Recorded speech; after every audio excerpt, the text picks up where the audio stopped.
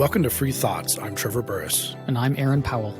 Joining us today is Bart J. Wilson, the Donald P. Kennedy Chair in Economics and Law at Chapman University and Director of the Smith Institute for Political Economy and Philosophy. His new book is The Property Species, Mine, Yours, and the Human Mind. Welcome to Free Thoughts, Professor Wilson. I'm delighted to be here. You're an experimental economist, so before we talk about some of the games that make up kind of the backbone of your book, can we start by talking about what experimental economics actually is? So experimental economics is the laboratory method of inquiry where we build virtual models of the economy in particular, and we ask undergraduates to make decisions in them, and we pay them according to the decisions that they make. So the better decisions they make, the more money they earn. The worse decisions they make, the less money they earn. But it's up to them what to do within the experiment. And then the science part of it is we can randomly assign people to different treatments and see if those changes are leading to changes in behavior and outcomes for the participants. It's a way of putting a check on whether or not economics economists have a good idea of what people do in these situations or a bad idea. We go from there. Now, I actually had the privilege of participating in one of the games, actually probably the one that you write the most about in the book, 10 years ago at the Koch Summer Fellow Program when you were teaching that. And it was interesting reading this because my memory of that game was exactly the way you describe it in all these situations. So you have people producing something you talk about and then trying to capture the gains from that production. But can you sketch out a little bit more about how this game works, the Red and the Blue production game? Sure. So we were interested in originally seeing how participants would build a market from the ground up. So the kind of foundations of kind of the core experiment in experimental economics is the double opt experiment, where you give the institutional rules to the participants and then they decide how to buy and sell.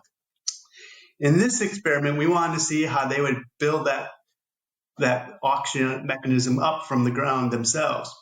And so they would have an ability to produce things. We had gave them two items, red and blue, up in a field. And then they had a house where they can consume them on the screen. And in the first set of experiments, we were interested in if they discovered this ability to trade, would they then specialize and then find all the gains from trade that are possible? And so all they could do was discover on their own, we didn't tell them, that they could move things to other people for them to have. And then if you could do that mutually, they could make 3 times as much money. And we decided to make one little change after these experiments, say, well, what would happen, just kind of exploring, if we allowed them to move things from other people as well as move things to other people? And, well, all hell breaks loose. Items are flying all over the screen, and people are upset and yelling at each other, and it was quite chaotic. And that was kind of my entrance into trying to understand how property works. And that first set of experiments was filled with lots of poverty, lots of theft all over the place. Stable possession really wasn't the norm. But in a minority of cases, like 1 out of 6, 1.5 out of 12 sessions would be able to establish these rules among themselves of who can say this is mine. And it's in that I really wanted to explore what is property, how does it work, and how can what makes it possible for groups of people to settle on those rules of what's yours and what's mine. A lot of the time there's debates about violence in video games. And one of the arguments that gets made about violence in video games not being a problem, not training people to go off and kill each other or be violent, is that conceptually we understand that a video game, when we sit down to play it, is a very different space from the real world. And our behavior in it is essentially role-playing some character that we are not in real life. That's not a concern, but does that dynamic potentially complicate extracting meaningful information out of, say, asking college students to sit down at a computer and play these games, that they're kind of acting in a different way in this virtual space than they would at all or for different motives in the real world. And so it's hard to know what sorts of behaviors would carry over or would be meaningful. Well, we see the breakdown of respect for property in the natural world, and when there's a natural disaster, it seems to break out all over the place. And so, having it break out here in the virtual world is an opportunity for us to see, well, how do they put it back together again? And so, I actually would think it goes the other way. Had we just put these people in this world and everything was calm and peaceful, we really wouldn't learn anything about property. But the fact is that every session starts out with chaos, and then some of them work their way out of it. That's an opportunity to figure out, well, what is it that these people are doing that allows them to get out of that? And so that's the value to me, because we can give them different tools. We could change the environment for them, and we want to see, well, does this make it easier for them to work their way out of this Hobbesian-looking jungle, or is it more difficult? And actually what comes out of it is the humility that there's very little we can do as the experimenters to help them get this off the ground, that they got to do it on their own. And all the little tweaks that we would throw in to help them out, because we thought, well, that looks like there's some bad apples out there. Let's give them the ability to find a way to shun them, could have all these negative consequences as well, as they all close themselves off and they don't trade. And so they may not be having theft, but they're also not having any specialization in trade. And so the experimental method is a way to test our own intuitions of how we think things might work and how we can help them out, and learn, basically be disabused of our notions of what we can do to actually make that happen. Yeah, I remember playing the game. It kind of starts where someone initially figures out, because you give instructions in a very specific way. You don't imply anything.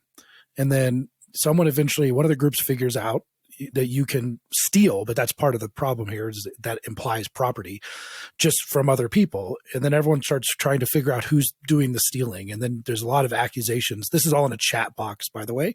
And some of these are printed in Bart's book. There's a bunch of accusations where you say, everyone steal from this guy, or that guy is the guy stealing. And then people start trying to make deals and say, I won't steal from you if you don't steal from me. But some people might figure out that stealing is better.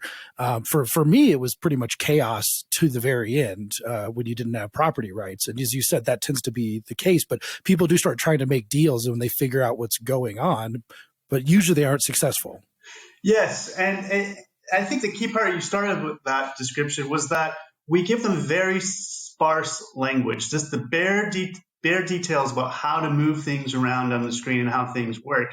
And deliberately, we use the instructions about how things move around in the passive voice. And we say that items that have been moved in this way to your house will generate earnings. And so we don't give them any of this moral language. It's you, the participants, that call it stealing, that bring in this, well, that's not right, that's wrong. And that's the important part, that they're putting all of that moral, they're bringing all that from their lives and then bringing it out in this particular instance of the world that they're being thrown into. And that's what we're interested in. We want to see how does that help them organize or fail to organize. And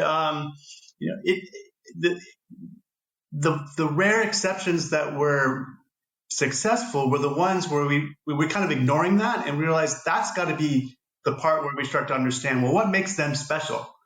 And then we can see, well, why is it that the vast majority of these groups are not able to make it work? One feature is that we have a bunch of strangers thrown into this, and that really makes things hard, as opposed to bringing in people having families, which is what's going on in the natural world. So in some way, we're making the problem harder than in the naturally occurring world. How representative are these outcomes? Like, if you do the same game with, you do it with undergrads, or you do it with people at one of these seminars versus people in other countries, different cultures, different language groups, and so on, do you see similar stuff, or are there meaningful differences between groups and how they engage with and kind of play out these games? So I haven't run them in a kind of controlled scientific way like they were run at George Mason University and at Chapman University, but I have run them in informal environments like the one that Trevor was in other countries, and it's very similar.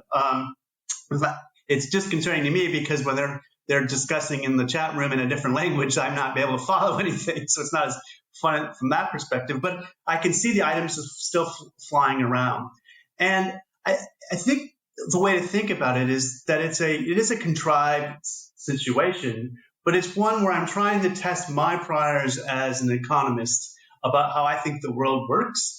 And this is a way of learning, well, I had these expectations and now why am I failing at this? What could explain that? And what's the next treatment to really flush out the social dynamics? So doing these experiments led you to start thinking differently about property in sort of a foundational sense, I guess is a good way of putting it, that economists and lawyers and social scientists haven't thought. I'm a lawyer, so I think about property as a bundle of rights, and I think about property rights. But you think about property differently as a more, I mean, I almost want to say primal. I said foundational. I can't think of the right adjective for this, but something that's deeply rooted in human nature. Right. And so we see all this math chaos in the experiments and think, well, how is it that, philosophers have been thinking about this problem? And so began reading David Hume on property, mainly because I had been reading Adam Smith. And so I thought, well, maybe I could understand it a little better, having that connection between the two Scotts. And then, of course, you have to read John Locke if you're going to do anything in property. And that's where I noticed that they didn't use the modern language of property rights, which is the way economists think about it, the way you mentioned lawyers think about it. It's a very modern way of thinking about it when I realized that that's not how they were thinking about it 200, 300 years ago. And so what is the difference? Is there something different, or is it just a new word to describe the same thing? And that's kind of set me out in this project to figure out what is the difference between property and property rights. And I kind of came down to that there is a major difference, that property rights is as a term is very new. It's a very 20th century kind of word. It started in the mid-19th century. But that property undergirds this very modern notion. And so property rights is at the high level of a polity, of a bunch of communities connected with a political system. But property is more ancient than political systems, just like trade is more ancient than the state. I'm arguing property precedes property rights. And it's at the core, property is at the core of what we understand property rights to be. And the book is not about property rights, it's about this core that we call property, which I would argue that's what Hume would recognize as when he uses the phrase property, or what Locke would recognize as property, or Grotius would recognize as property. Can you give us an example to distinguish those two, like what it would mean to talk about something being property without using either the specific term property rights, i.e. it's something that you have a right of property in, or even kind of that concept, just to make it clear what you mean by property predating property rights? Sure. So the 17th and 18th century philosophers and before would say things like, so-and-so has property in X. They would say they would have property in a thing. And it's that term, that phrase, that we moderns recognize what it kind of means, but it's not the way we talk about it. And that's kind of got me thinking, well, why would they use this phrase, have property in something? And so they are thinking about it, they could think about it as a right, because that's the kind of concept that was gaining currency at the time. But property, I argue, is a custom, a way of thinking about how we interact with each other regarding things. And that can have moral implications, it could have legal implications as well. But I want to kind of push it back a little bit and think of it more as a customary way of going about things, and a Hayekian way of using the word custom. and that rights are things that we tend to grant. The language of rights is that it's been granted by the government. The court has decided this. The legislature has granted that. Right? Whereas property doesn't need to be granted. If you put people out there without a polity, they're going to come up with the rules and the order regarding how people use things and treat things and move things around. And it doesn't have to have a legislature grant anything for that to happen. But animals even have property, it seems like. A dog will snarl if you want to take its bone. Birds have nests. Some other birds use tools to do things. Is that the beginning, would you say, for where we get our sense of property? And that's the other divergent tact I take in the book. And so that looks like property in other animals, that they don't like things taken out of their grasp. If the dog has a toy in its mouth, it really doesn't want you to pull it out of there.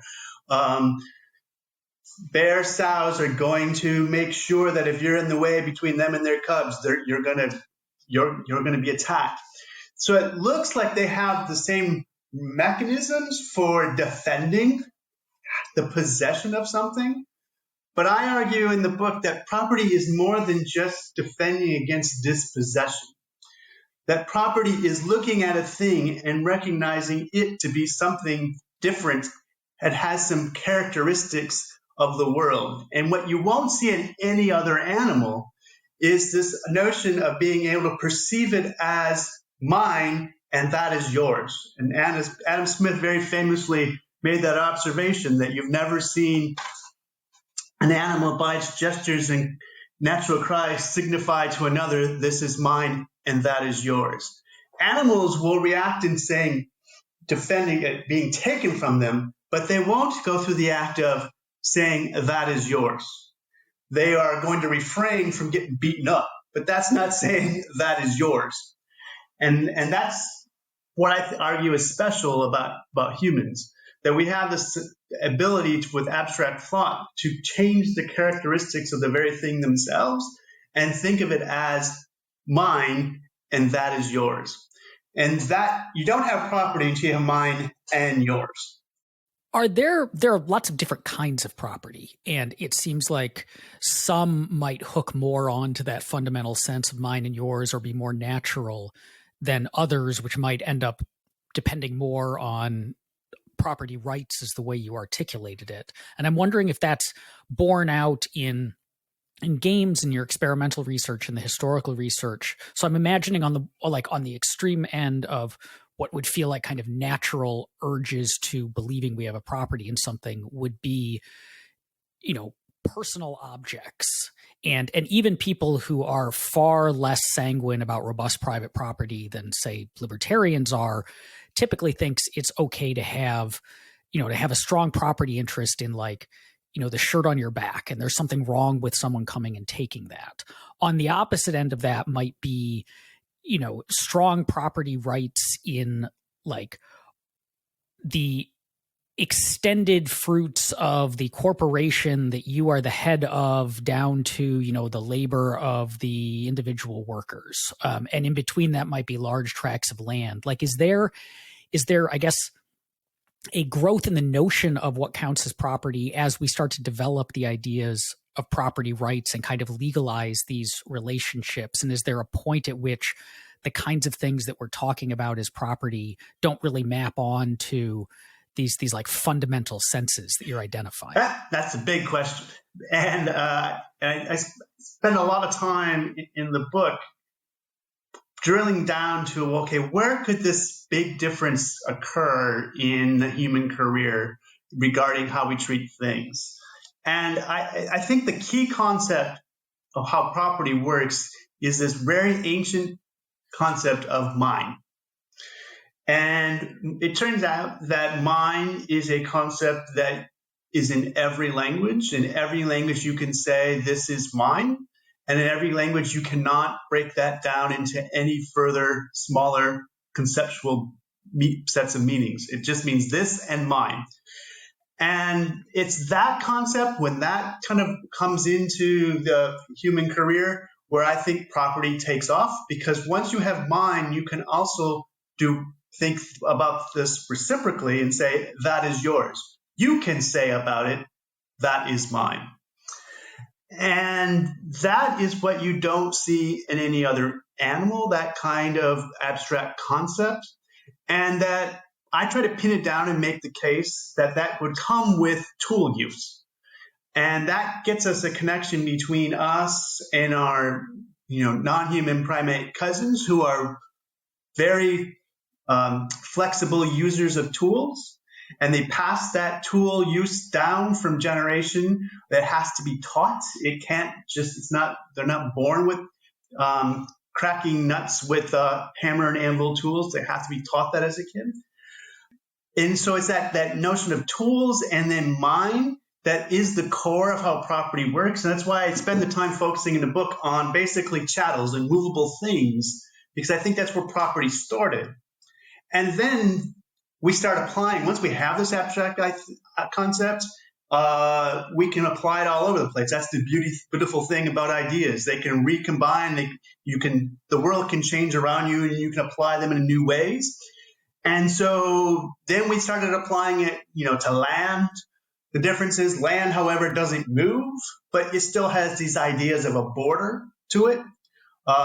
Physical tools, kind of an inside and outside, and a boundary to them. Land kind of has the same features, and so it seemed kind of natural, I would think, in human history to then apply the concept of mind to land. And it would explain why some groups of humans seemed to apply that notion and other groups of humans didn't. And then as, society continues to progress and change and evolve, we start applying mind to such things as ideas. And this is where I think we come into problems, and why that property has been created with this notion of physical things and it being contained in the thing in a way that where the thing goes, so my property and it goes as well. But now you have it applied to ideas, but ideas don't have these nice clear boundaries. And it doesn't seem to go away. If I have the idea and then you have the idea, but I still have it, it's not gone. And so it conflicts with our very kind of ancient way of thinking about it. I think the other notion of where this conflict comes in is, as you mentioned, the idea that we create something. I think, again, when we create a tool, something new has been produced into the world, and we see it as this new creation, and it's coming out of my work. That's pretty ancient, I would argue. And so we have that idea, but then we have this modern idea of the world where we have a capitalist who also has created this physical plant of sort, and they call that mine. Now you put that mine with the work of with the employee working in it, and you have this inherent tension, I would argue, between, well, I'm working on it, so I should call it mine, and the capitalist saying, well, this is my stuff that you're using in order to create things, so it's mine. And that is, I think, is the heart of the Marxist critique. There's this kind of deep-seated conflict of who gets to claim the produce of this process as mine. Because mine really doesn't, a thing can really only have one mine unit at a time. Otherwise, the word mine really doesn't work. And it seems to be exclusive in that way. It's first personal, just like I is first personal. And there's only one I, me. You can call yourself I, and I can call myself I, but I don't call you I. It's reflexive in that way. It's interesting because reading your book, it reminded me of a essay by Jean-Paul Sartre called Existentialism is a Humanism, where he says that existentialism is existence before essence. But essentially, he describes how people make things because they first think of what the thing is supposed to do, the essence of the thing, and then they make it. So someone thinks that I need a spear to shove into a woolly mammoth, and before the spear actually exists, they've conceptualized the spear, which does create this idea of ownership, I think, is your kind of argument, that symbolic thing where I've done something more than hitting a nut with a rock. But that gets us into almost arguing for copyright because it's the idea that makes it yours. It's the conceptualization of it. So it doesn't seem that big of a leap to go to saying, well, you can own the concept too, in addition to the physical thing. Oh, I don't think it's a big leap, but it's a leap fraught with conflict because you're likely to get contestable claims over who can claim that idea as mine. And that's where the problem comes. It's not that we can't do it, that we don't apply it, but it seems to be ripe for having two people wanting to claim the same idea as mine. And now what do we do? And I think, I haven't read that essay. That sounds interesting. I'd like to do that because I think that's important. And again, in distinguishing human and non-human kind of perceptions of the world, if I take a point and a shaft and I put some half to put it together, our minds see this object as something new. It's not just a point and a shaft and some half together, close together in physical space. It's a new thing with a purpose of, as you mentioned, to go, stick it in a big fleeing mammal. And that idea to conceptualize the physical world as a new thing, it's a new idea. It's a spear only because it actually can stab a fleeing mammal. If it's broken, it's a broken spear. It's not really a spear unless it can do what I want it to do. And that power of the mind is important for understanding, I would argue, how property works. We do the same kind of thing. It's not just a tool, but now it's something I call mine. How universal is this sense? Because we often hear about various either people in the historic past or small tribes in various locations around the world that don't have this sense of mine, that everything is owned communally, that private property is a totally foreign concept to them. Is there any truth to that at all? I think anthropologists are pretty much in agreement, even if it's kind of out of fashion to these days, that there's a small subset of things about which somebody can say this is mine. And that might be a group of people so small as tools, utensils, and ornaments. And then that's kind of opened up. But and it's basically anything that I can individually create. And that would be something you would say is mine. And so if Terry Anderson has these great pictures of the Native Americans out there on their buffalo hunts, and those spears are marked. They're marked to note whose they are. And so every society will have a set of these tools that you just can't go around and pick up and take. Now, if you work together to create a canoe, then that is a new thing that's in the world, but no one person can say this is mine about it. And so that's a whole different class of stuff than, say, the clothes that I have that I've made myself, the spears that I've made myself, the ornaments that I've created. And this didn't used to be contestable in mid-20th century anthropology, that every human community has some subset of things about which someone can say this is mine and no one else can say that. And Donald Brown was an anthropologist who had some doubts about universality of human traits, and then when he started getting into it, realized no, there are these human universals, and being able to say treat something as mine is one of those things about a very small subset. Other groups of people are going to apply it all over the place. And I think that's the Western European tradition, applying it to land, applying it now to ideas, applying it to copyright and things like that. But that's the form of it, I argue, is the same. And that there's a core form of it that every human group has. I recently watched, kind of dovetailing off Aaron's question, I recently rewatched the classic and completely crazy movie, The Gods Must Be Crazy. And it kind of goes off this topic where this propertyless sub-Saharan African tribe gets a Coke bottle and it suddenly creates the problem of ownership for the first time in the tribe. Now, aside from whether or not, this is accurate, as you pointed out, it probably isn't, but it does bring up the question of property creating violence. That's what eventually happens, where people start trying to claim it, and then the claim of it means you defend it, and then you start hitting people over the head with your bottle that you've now claimed. So one of the Marxist critiques too, to some extent, and sort of radical left-wing critiques, is that property is a form of violence, it's a form of theft, and it's something that engenders violence in society, which could be true, or at least we see it sometimes, at least. Well, so I think it goes both directions. I think that's part of what has been lost. The story has been that property creates violence. And I think I'll push back on that it actually creates the violence. I think we can put that agency somewhere else instead of in the thing or into the custom of property. But property is also a way of settling and avoiding conflict. And I think that is the notion of where it comes about in the first place. It's a way of settling out so that we don't have conflicting claims of this is mine, that we can settle down and focus our energies on other things as opposed to defending and conflicting claims of this thing is mine.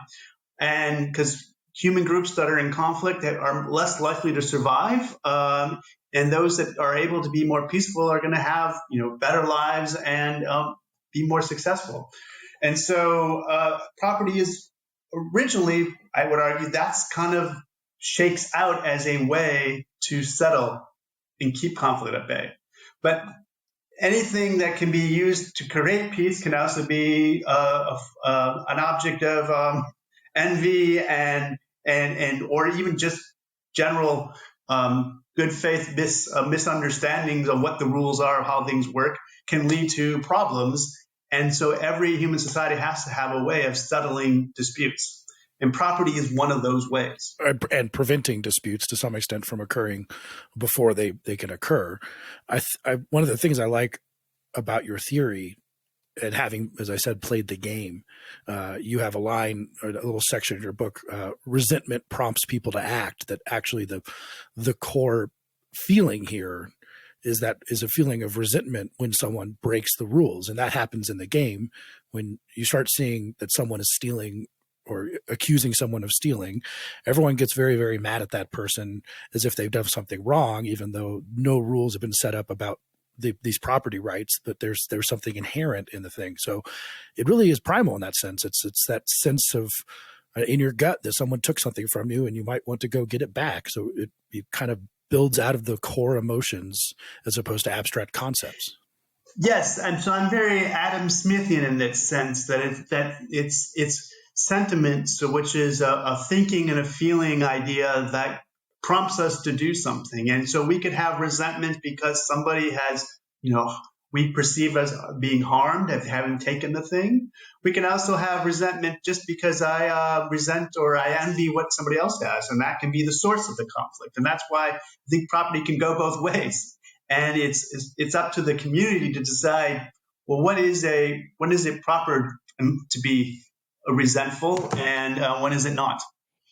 Is this, though, property as a way to avoid this kind of conflict, just potentially trading one sort of conflict, i.e. the chaotic violence that you might get, like that rears its head in the game that Trevor played, even if it's virtual violence there, trading that against essentially oppression? That yes, if we have strong property, we might not have as much conflict in the open punching each other over stuff sense, but that property allows the people who have it to control or oppress in a less, spectacular and fisticuffs fashion those people who don't. I'm thinking I just randomly stumbled across a piece of writing from a translator of ancient texts who I've read a fair amount, and he had this idea. I'm just gonna read this because I think that this speaks to this notion that a lot of people very strongly have of property.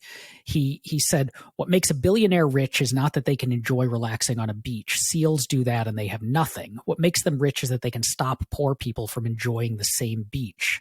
That is at the heart of the benefit of wealth, to exclude others from the earth's resources." Are we, if property is necessarily exclusionary, are we basically just kind of saying, we're going to accept this other bad thing just to stave off, people fighting over who the spear belongs to? Well, I think that's a very important observation, and a key part that I came late to in writing the book, in realizing that this is why property is not just one person claiming this is mine. Property is jointly reciprocal. It's mine and thine. And if you have a situation where people can't claim things as mine, and then that's not going to be settling the problem. and that's not going to settle the conflict. I think that's exactly the situation you're bringing up here, that if other people can't claim things as mine, then there's a problem, and yes, that doesn't actually settle it. And so you have to have mine and thine. And I think about it this way: when you put it in that example, you have this billionaire who owns lots of things, and other people don't own anything. He's basically relying on them in the ocean of property that they can say, you can say about it, billionaire, this is mine. Well, but I'm not going to rely on that if I can't claim things as mine. And so if it's out of balance in a way that there isn't mine and thine, you really haven't settled the core part of the dispute. You have to have both of them. So what's the normative point here, in the sense of if your historical description is correct, and this is sort of an explanation for how humans derived the sense of property and then into our legal systems and our conventions today, but is there a normative point here that we can derive from this observational point, that we should be following these instincts as opposed to kind of rising above them? Well, I'm an economist, so it's in my DNA to be a little concerned about making normative prescriptive claims coming out of this. I hope the book is more of a descriptive of how it works, and that I've done a good job of explaining how it works and the future of that.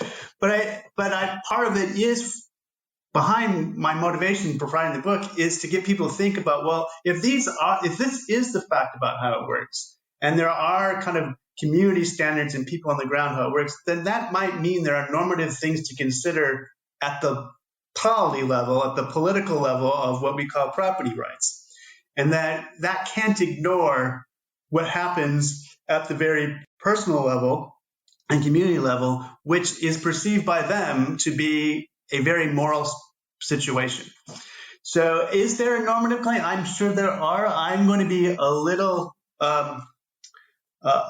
cagey in kind of going down that route, because that's not my comparative advantage. Well, as a lawyer, it seems that one of the normative claims, or at least observational claims, is that it's hard to put onto people a new system of possession. For example, if you wanted to reform the world and say, this is how we're going to do things now, no more finders keepers, what you made is not yours, collective ownership, whatever. It might require a lot of force to do that if it doesn't jibe with the way people already think about the world. That we can kind of say, well, people are behaving in a certain way, they've figured out these rules, and to change these rules might, at the very least, require much more enforcement force than to go along with some rules that they already kind of have in the back of their head. So that could be possibly one normative point. Yes, if that's the normative point, that property is not top down, I will lend my credence to that in terms of that the book is making that kind of a claim. I think the idea that people tend to think property is this top down. People make claims like governments must enforce rights must grant rights before they can be enforced. I don't think that's right. I think there's something going down at the individual and how we're taught at a very young age. And and in the communities that we live. And so we can't ignore that. And if that's I can go that far in making a normative statement.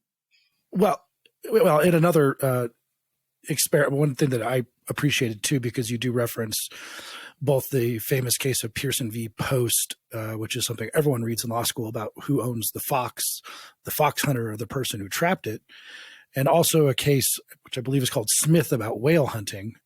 Aaron also went to law school, but he doesn't remember it as well as I do, and he's not really a lawyer anymore. But you did another experiment, which is interesting because you do see that people, even in situations, and this goes back to sort of Alchin and Dimsitz, who you reference a bunch of the book, that even in situations where it seems like you can't really figure out how property can work, such as in a whale that is swimming in the open ocean, people actually do end up figuring out ways of doing that. And you showed that in a game too.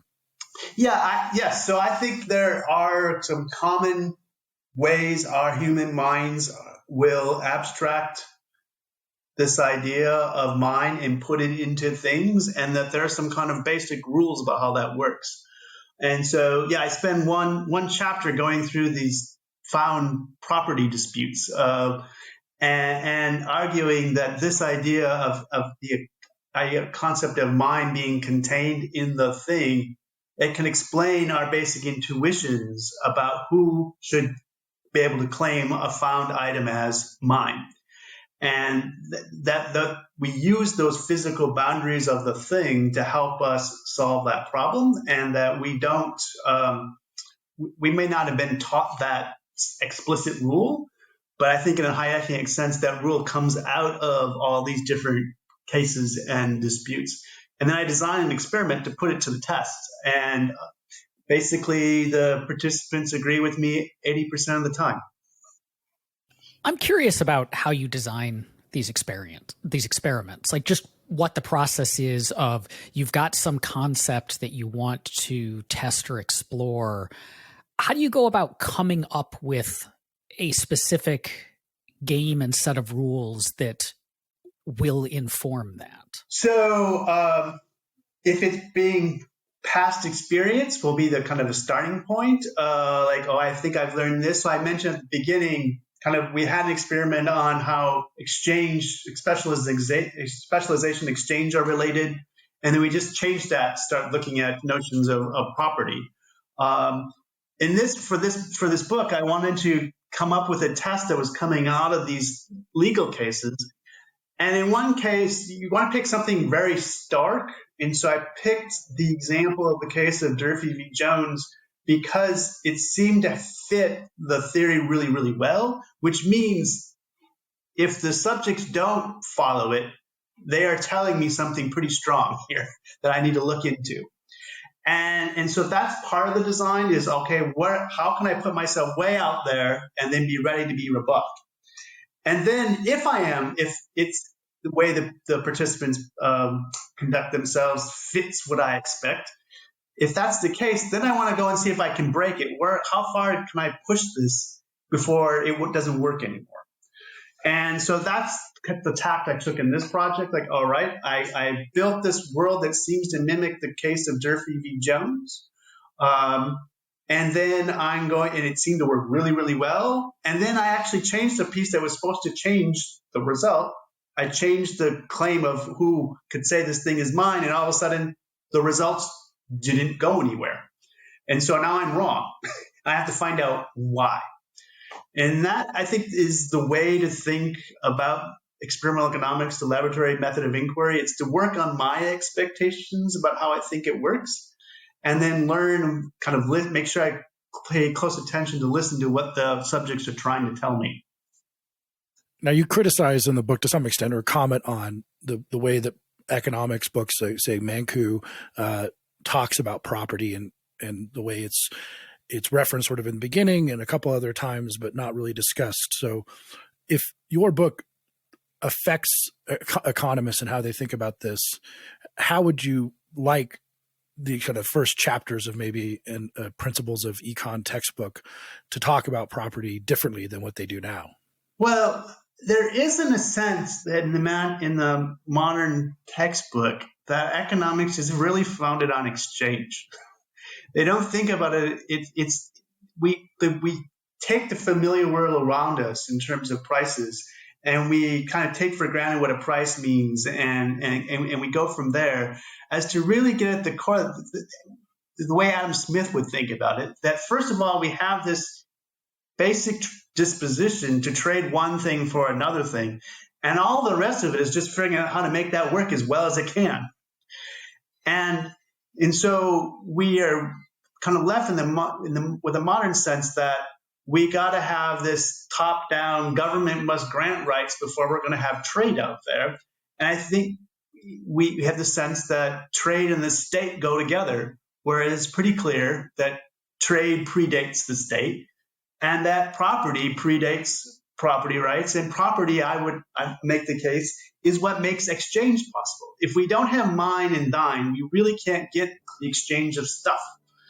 And that's where I would like to see this beginning of economics, that I understand that that is yours, and you understand that this is mine, and now we're going to try to figure out how we're going to change that. And how do we, all these other great economic questions come out of that, and how prices facilitate that, and how the institutions that build up around that to support price discovery are really important. But it's not the core of this is mine, that is yours, and now I want to trade, and I want to be able to say, this is not mine, this is yours, and you reciprocally say the same thing to me, and now we've created value in the world, and we're both better off. That seems to be the core part of it, and then all the other stuff is on top of it.